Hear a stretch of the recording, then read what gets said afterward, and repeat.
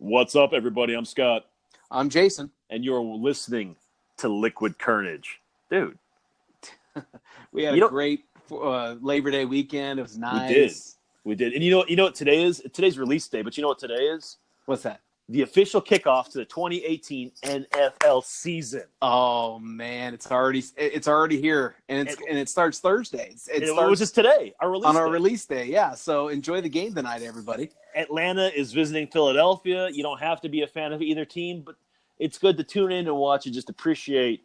It is America's pastime now. I don't care what all the people are bitching about with the kneeling and the Nike stuff. That's all bullshit as far as I'm concerned. This is still a game that brings people together. Well, and let's just be honest, we're still not spending lots of money on this stuff, so might as well enjoy it. If we have to endure all the political stuff, let's enjoy it, baby. Let's have beer. Let's have some nachos. Chicken wings. Have some chicken wings. Have some chicken wings. And Are you enjoy doing the anything NFL special season. tonight? You doing anything special tonight? I don't know. It's Thursdays. I've been playing county league golf. I think this is the last week. I'm going to try to get out there and play that. I'm going to maybe I'll try to go to a sports bar to watch some of the game. I'm not sure. I don't really have any players going tonight, so I'm not too I'll watch for fun, but it's not like it's life or death for me to start cheering for my fantasy teams. Okay, there we go. All right. Sounds good. What about you? I am probably not watching the game. We have some friends tonight that are who came down for a doctor's appointment, so we're going to spend time with them. So I'm cool. just chilling, but it is what it is. Tomorrow's Friday, and then the weekend. My Yes. Rams play Monday night. So Up in Oakland, Oaktown, baby. Raiders, Arizona opens up at home against Washington, 1:00 on Sunday afternoon. So, as per tradition for the last 3 years, you'll find our former intern JP and myself at the bar at Chili's watching the game because that's where they have the coldest, best priced beer in town for what we're doing, and that is drinking by the volume. So just make sure happy hours, Just make sure the Pittsburgh game, you're not next to that one lady who yelled at me the last time. Oh, that's right. The Pittsburgh game should be well over by then, and you won't be there, so we should be a lot friendlier. You should be fine. So what I want to know is all of our listeners out there, if you're big sports fans, especially football fans, who's your team? Who's your favorite player? Are you playing in the fantasy leagues? Hit us up on Instagram, Twitter, and Facebook, all at Liquid Carnage. And if you want to trash talk our executive producer, Tom, who, by the way, got one of the worst draft grades in our fantasy league draft this year. If you want to trash talk him, just talk some shit to him about his football knowledge, which is still fairly basic white girl-ish. Hit him up at liquid_EP on Twitter and Instagram. Wow. Not only was that a shot, but we're still supposed to be getting reviewed by executive producer, and you might have already just laid out a shitty report for this week's episode, no matter what we talk about. Well, the fact of the matter is, Jason, I'm still a little bitter from Monday night when he was really lighting into me about I am the commissioner of our league, and deservedly so. I took some flack for a flub, but you flubbed it, dude. I flubbed it good, but I mean, Tom might have been a little inebriated and a little vocal. So I did have to turn off our Google Hangout session to get the quote-unquote bandwidth back under control so we could draft here. But he was a little lippy, so I encouraged him to be very candid, as he always is, on what we talked about with the fantasy football stuff here today. All right, well then we'll give him a concession that if he rags the show, it's nothing personal. No, it's just business. It's just businesses, man. Oh man, and there you go. And that happened. I heard someone talk like that today. And, what? Yeah. You ever hear those words that just people use them wrong, or they're just words that are like nails on a chalkboard to you? Oh yes, I do. I know exactly what you're talking about. What'd they say? What'd they do? Oh man, we have. I work in a hospital environment, the medical field, if you will, and there are a lot of people expecting with child. Just coming through our workplace, you see it on the regular. Oh, and well, that makes sense. When someone is with child, Jason, what do you say? Like, oh, are you expecting? Are you pregnant? Is there any way you approach someone that you know is with child? I learned a long time ago you never, ever, ever ask a woman if she's pregnant because it's a faux pas to do that. Now, if I were to ask someone if they're pregnant, I always say, when are you due? Yeah. And today I was in the cafeteria, and I heard someone use the word preggers. I hate that fucking word. Preggers. Preggers. Like what was the sentence? The complete sentence? You're preggers. It's so great to see you're finally having a baby. God, Preggers. no. But it's preggers. It's prego. Like, where do you people just say the fucking word? Just say pregnant. It's not that hard. I hate those. It's like I hear that word. It's like nails on a chalkboard. It doesn't sound. I know it's hard to be classy, but you can be classy with some of that stuff. And those are not classy words. Isn't preggers like a porn term? Like for someone who wants to have sex with a pregnant woman? I don't know. Someone has to check the Urban Dictionary to see how that Yeah, we might have to get the Urban Dictionary on that sucker. But I've never heard preggers as a fetish for the adult film industry. Prego, I always thought was a spaghetti sauce. Yeah, prego is a sauce. It is a spaghetti sauce. That's right. That's right. God, man, I hear someone say those and it's a fairly common word around. I've heard it everywhere, and it's just like nails on a chalkboard to me. Yeah, no, yeah, I know. I used to hate the word. Like, what am I used to? I still hate when someone pronounces with an R that shouldn't be there, like Washington. Yeah. Like I'm from Seattle, Washington. Yeah. What? Where? Who? Exactly. My mom's mom, who was from New York City, used to talk like that, and it was just the accent she had, like the thick Eastern accent. But no, that drives me nuts too. Oh gosh, yeah, Washington. I'm going to Washington. Oh, you want some of those Washington apples? Yeah. I'm right there. I don't like that one either. So if anyone says Washington, I apologize in advance. And I understand that there might be, accents that make some words harder than others, and that's understandable. If it's an accent thing, like I'm not sure Washington just might be an accent for some areas, or it just might be someone just can't talk. Help me out here. To me, it's kind of like when someone says, "I want to ask you a question." Oh, that's another one. They must have heard it, or they heard it somewhere, or they heard it say Washington. Because when I see the spelling of Washington, I don't see any R's in it. Yeah. And when I see the spelling of ask, I don't see any X's in it. I don't see X's in it. So where the misspelling comes from is beyond me. I don't know where it comes from, but it's.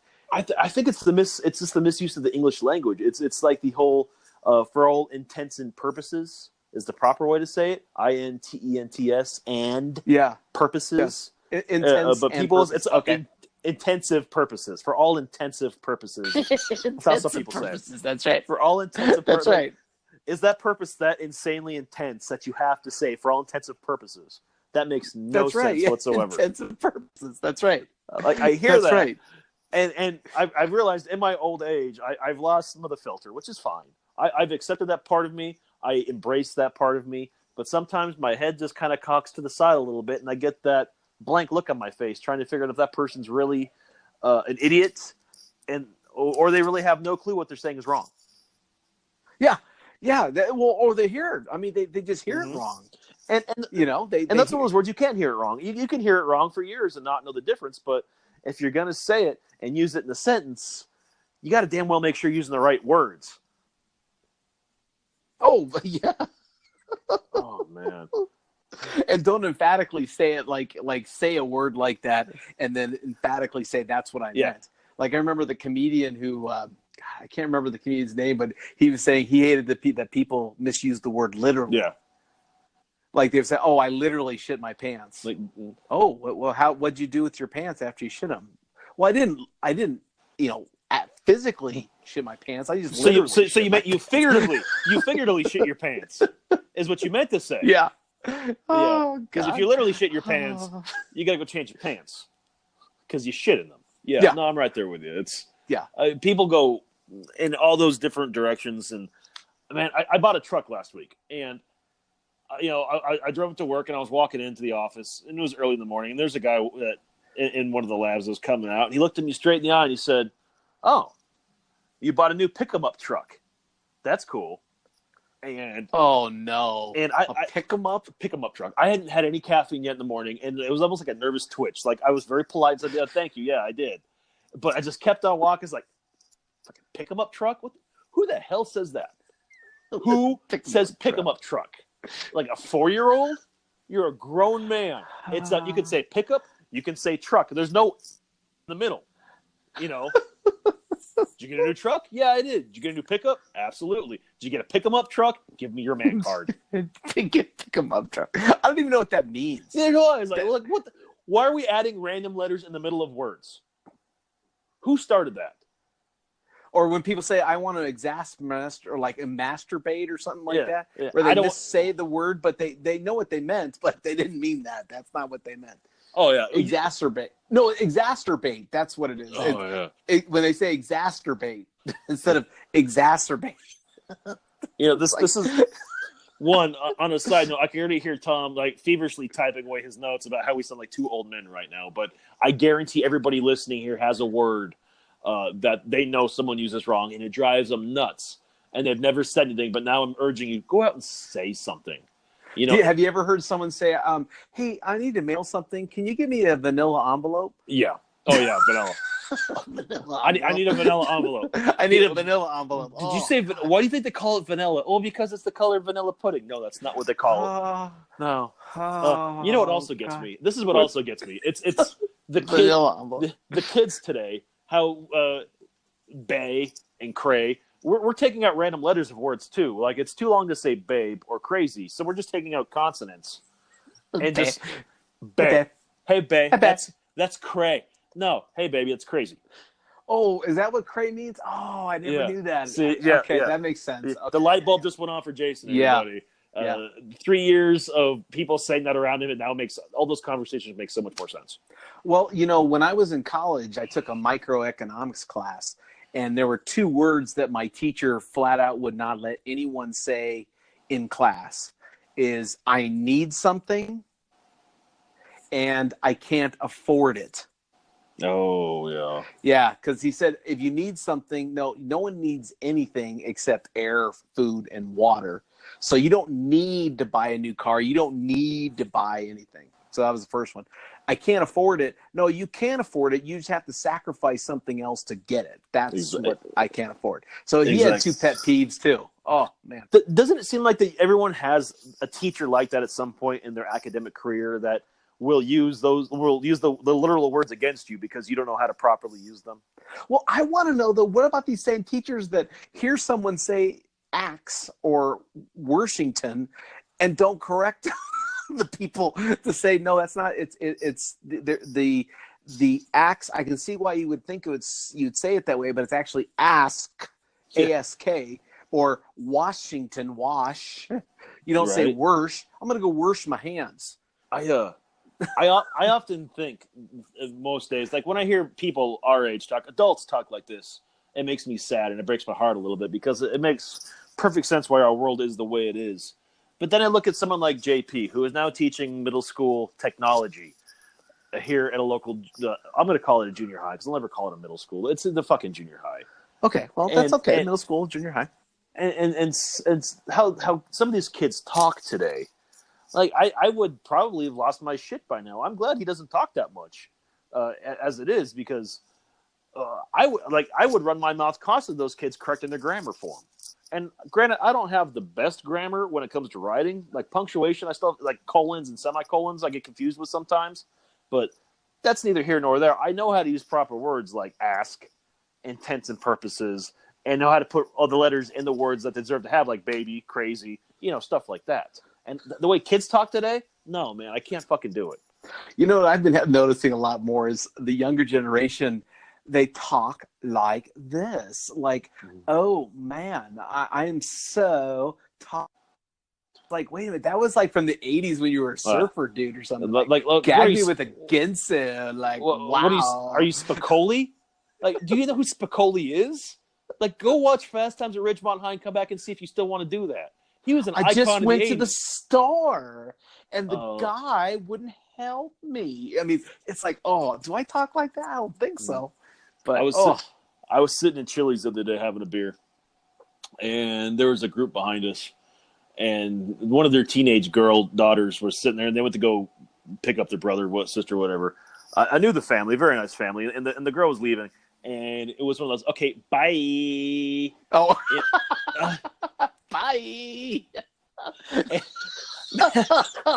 I tell you, like I sat back in my chair first, like, what the hell was that? Like I'm okay not, like, the more I see kids and interact with kids today, I'm okay not having kids because I don't know how well I can handle that.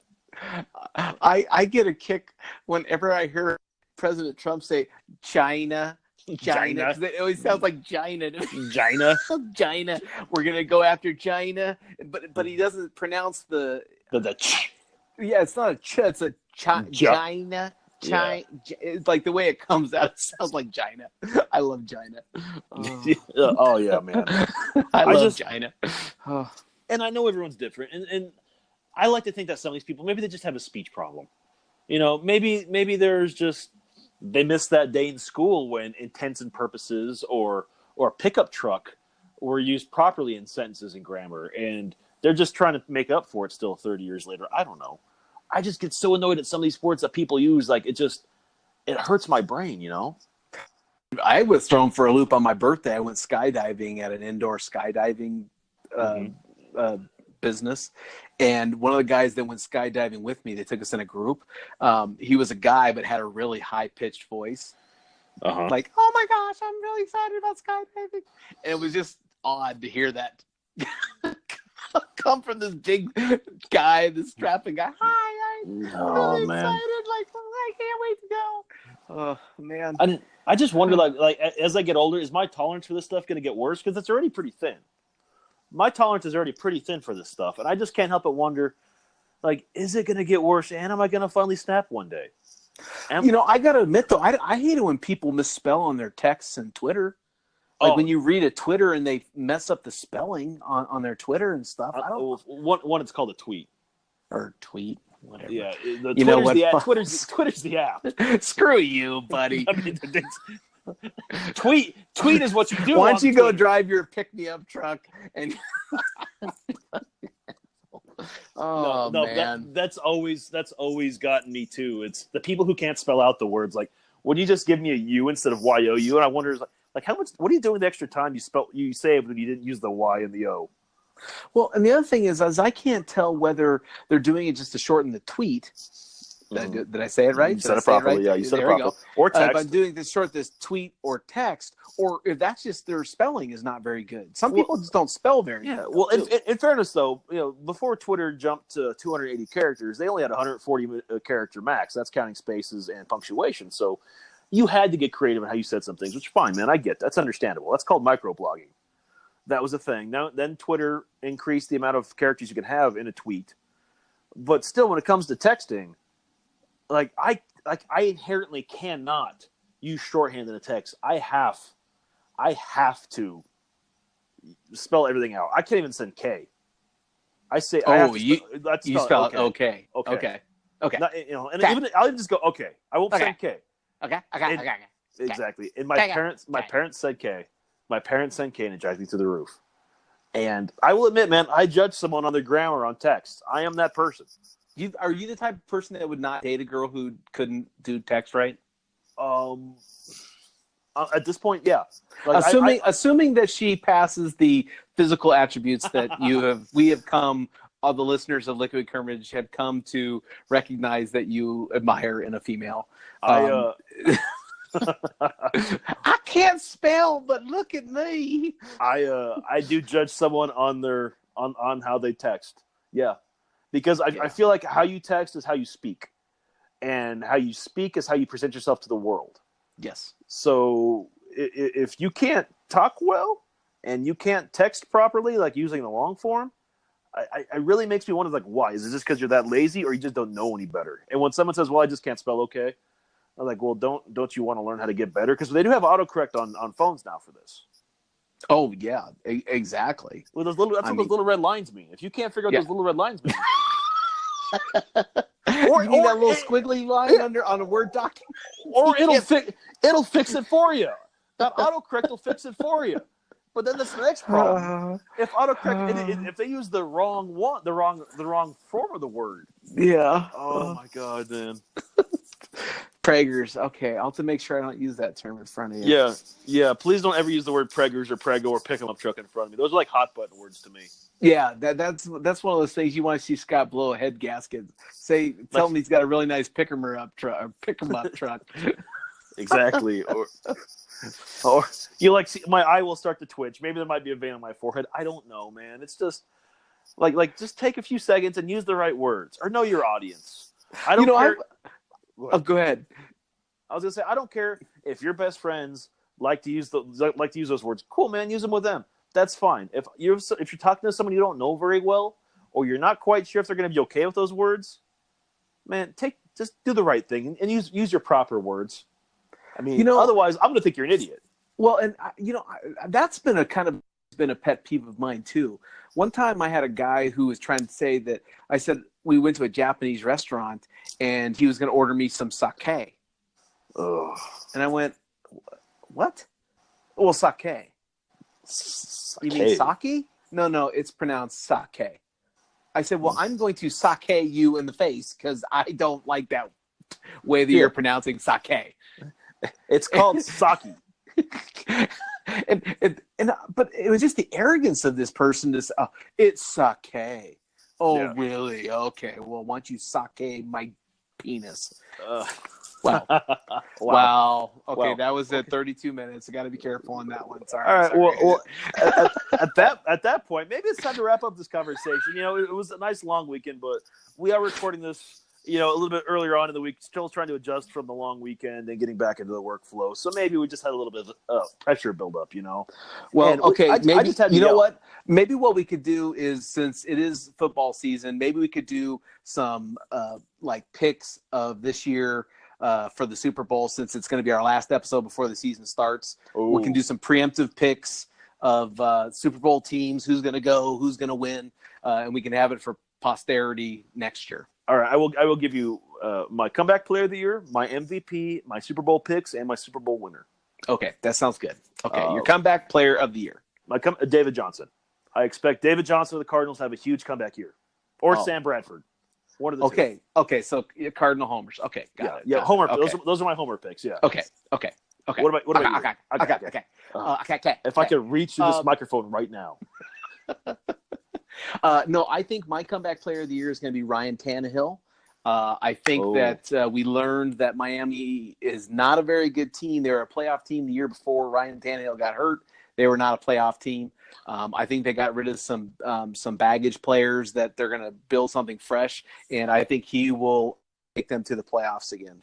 That's my comeback player of the year. I like that pick. I'll be honest. A lot of people are forgetting about Tannehill after being out for all last year. So, his first four, he threw for 4,000 yards a season. He took them to the playoffs the year before, and I just think that he's been an underrated player for a long time. So that's my comeback player of the year. But David Johnson's a good player too, so it's very possible it could be him. Yeah, and Sam Bradford, if he stays healthy and Johnson stay healthy, I think it could go to either one. To be honest with you, true. Okay, MVP, baby. MVP. I got to be honest, man. I'm torn between Aaron Rodgers and Todd Gurley. See, the problem with Todd Gurley is he is one great player amongst a bunch of great players. So to me, it's hard because he's going to get taken away from, Yeah. Now, yeah. So it's one of those two, Aaron Rodgers or Todd Gurley, huh? Yeah, those are mine. Aaron Rodgers has proven time and time again he carries the Packers. If he gets hurt, the Packers are irrelevant. And that becomes Minnesota's division to lose. Okay, there we go. I am going with Tom Brady this year. He has a lot to prove from not winning the Super Bowl last year. They've changed up their offense. I think that he is going to put up some huge numbers this year. I'm going with Tom Brady. What about your Super Bowl picks? My Super Bowl picks this year. So I don't think it's going to be an Eagles repeat. I do not think it's going to be the Eagles. I do feel that teams from the NFC West will be in the playoffs. I think that San Francisco is significantly better. Arizona is significantly better. The Rams are significantly better. I think it's going to be those three teams for the division and the 2 playoff spots. But I do feel that if there was one team that I really, really like what they're doing, I think it's going to be. I really think it's going to be the Rams this year. I just think that they have enough to get to the Super Bowl. So that's your homer pick. That's my homer pick. I do think they are going to play the. I do think they are going to play the Pittsburgh Steelers. This year, and unfortunately, I think it is going to be a Pittsburgh Steelers championship. Wow. I have a hard time disagreeing with that. I think it's a very solid picks. For me, the NFC comes down to 4 teams: Philly, the Rams, New Orleans, and Minnesota. And I'll be honest, when the dust settles out of that one, that's going to be a dogfight. The NFC is so tough. I think New Orleans has it. Drew Brees has one last drive in him, and that was a good team last year that lost on just a freak play against the Vikings. I think New Orleans comes and they represent the NFC this year, and I think we have new blood. I think we have a battle of veteran quarterbacks in the Super Bowl. I think we see Phillip Rivers and the Los Angeles Chargers get in as my surprise pick for the Super Bowl, and I think Drew Brees lifts that trophy and he rides off to the sunset with Sean Payton. All right, I love it. Wow. So there you have it, everybody. I mean, you got some picks now to we can look back at 4 or 5 months from now and say, "Wow, Scott, what the hell were you thinking?" Right? Absolutely, absolutely. Or Jason, clearly you were drunk. So yeah. Scott, how's your pick-me-up truck going? Fuck you. Fuck you. Fuck you. You know. Well, yeah. Thanks everybody for putting up with our little venting session. I know everyone out there has those words that just set them off or make them twitch a little bit. I know Tom does. If you want to know, if I want to know what I see, I get so excited sometimes. I want to know what those words are for you. Hit us up on Twitter, Instagram, or Facebook, all at Liquid Carnage, and tell us what words are your hot button words too. Hey, I can already predict that the listeners who listen to our show, one word that I've heard time and time again that some people really don't like is a word that rhymes with hoist. Moist. Yes. Yes. I have a feeling that people will put that down on the Facebook or Twitter or Instagram. And I don't know why moist is such a weird word. You know, people just freak out. When you say the word moist, people just freak out. Yeah, they don't like it. And I'm not sure if it's because of the way it sounds when it hits the ear, or if it's because what it represents. I'm not sure. Well, I don't know. Well, what does moist represent?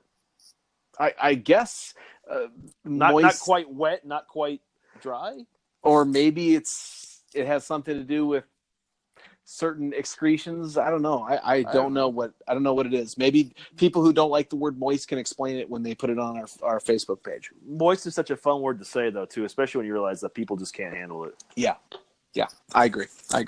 Well, all right. Well, moist is the word that we heard. Jason, why don't you go ahead and take us home? Hey, thanks everyone for listening. We really appreciate you. Good luck if you have any fantasy football leagues. Good luck this week. I hope you guys have a 1-0 start. That was Scott. I'm Jason, and as always, if you never know quite what to say, just have yourself some Liquid Carnage.